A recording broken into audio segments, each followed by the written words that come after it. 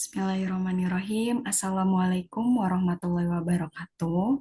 Saya Salsa Bilnur Amalia dengan NIM 10232510005, mahasiswa S1 Gizi Non-Reguler Universitas MH Tamrin tahun 2025. Di sini saya akan menjelaskan terkait uji Chi-square untuk memenuhi nilai mata kuliah UAS Manajemen dan Analisa Data. Oke, baik. Langsung saja kita masuk ke penjelasannya terkait uji Chi-square. Oke, apa itu uji Chi-square? Uji Chi-square adalah sebuah metode statistik yang digunakan untuk mengetahui apakah terdapat hubungan atau perbedaan antara dua variabel yang berbentuk kategorik. Jadi data variabelnya ini mesti berbentuk kategorik. Contohnya seperti jenis kelamin, status gizi, tingkat pengetahuan, dan lain sebagainya. Oke, tujuan dari uji Chi-square ini yang pertama untuk mengetahui apakah ada hubungan signifikan antara dua variabel. Lalu tujuan yang kedua untuk membandingkan frekuensi yang diamati dan frekuensi harapannya. Gitu.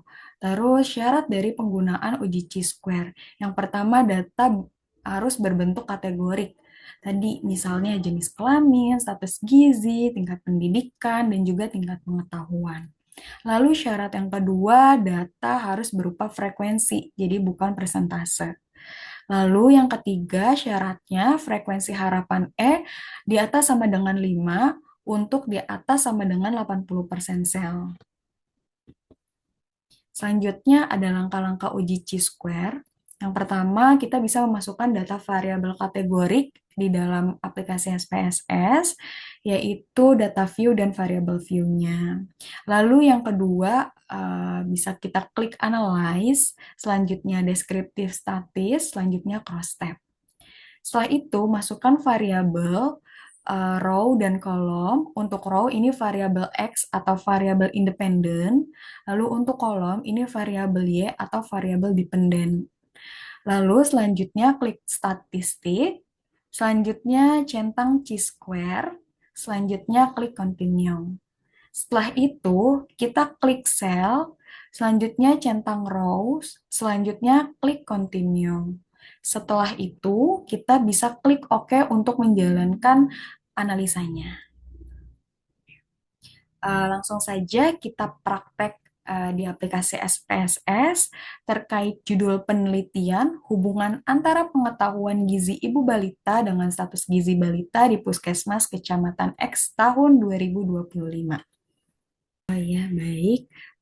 Di sini saya coba untuk membuka aplikasi SPSS versi 25 dan di sini juga sudah tersaji datanya di mana kita pertama bisa menginput data di variable view gitu. Lalu jika sudah terinput, kita kan ingin menguji uji Chi-square ya, di mana harus berlabel 2 kali 2 gitu. Di sini saya ingin mengukur hubungan antara pengetahuan gizi ibu balita dengan status gizi balita, di mana di sini untuk skor pengetahuan gizi ibu balita sudah uh, kategori 2 kali 2 tabelnya ya gitu. Jadi kita bisa langsung saja untuk menguji Chi-square-nya.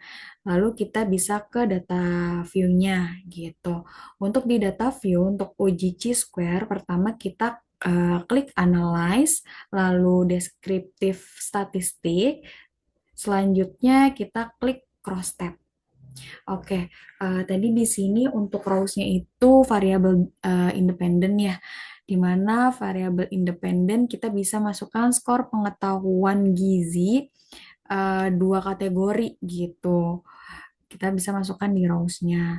Lalu untuk kolomnya ini tadi variabel dependen. Variabel dependennya yaitu status gizi. Oke, kita masukin. Setelah itu kita klik statistik. Setelah itu kita centang Chi-square. Oke, jika sudah kita klik continuous. Setelah itu kita klik cell. Setelah itu kita centang rows. Setelah itu continuous. Oke, jika sudah, kita klik OK untuk melihat interpretasi datanya gitu ya. Oke, klik OK.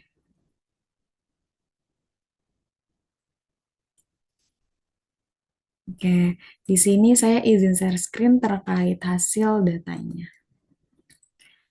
Hasil uji Chi-square-nya ya. Oke, di sini didapatkan cache processing summary-nya itu valid 100%, lalu untuk cache missing-nya itu 0 gitu. Nah, di sini ada skor pengetahuan dua kategori dengan status gizi menurut IMT. Untuk skor pengetahuan rendah dengan status gizi kurus didapatkan 20 atau bisa dibilang 34,5%. Lalu untuk skor pengetahuan rendah dengan status gizi normal didapatkan 38 atau dapat dikatakan 65,5%. Lalu untuk skor pengetahuan tinggi dengan status gizi kurus didapatkan 10 atau dapat dikatakan 23,8%. Lalu untuk skor pengetahuan tinggi dengan status gizi normal didapatkan 32 atau bisa dikatakan 76,2%. Lalu untuk total keseluruhan itu status gizi kurus didapatkan 30 atau bisa dikatakan 30%. Lalu untuk status gizi normal didapatkan totalnya 70 atau dapat dikatakan 70%. Lalu kita di sini membaca uh, hasil Chi-square-nya ya, uji Chi-square-nya, di mana untuk data di bawah 5 kita bisa dan juga tabel 2 kali 2 kita bisa menginterpretasikan Chi-square-nya dengan membaca di continuity correction, di mana kita bisa baca p-value-nya itu 0,353 yang artinya di sini tidak ada hubungan signifikan antara pengetahuan gizi ibu balita dengan status gizi balita di Puskesmas Kecamatan X tahun 2025 gitu. Kenapa dibacanya dari continuity correction? Karena untuk penyesuaian pada uji Chi-square khusus untuk tabel 2 kali 2 agar perhitungannya itu lebih konservatif gitu. Oke, baik. Sekian dari saya. Kurang lebihnya mohon maaf. Wassalamualaikum warahmatullahi wabarakatuh.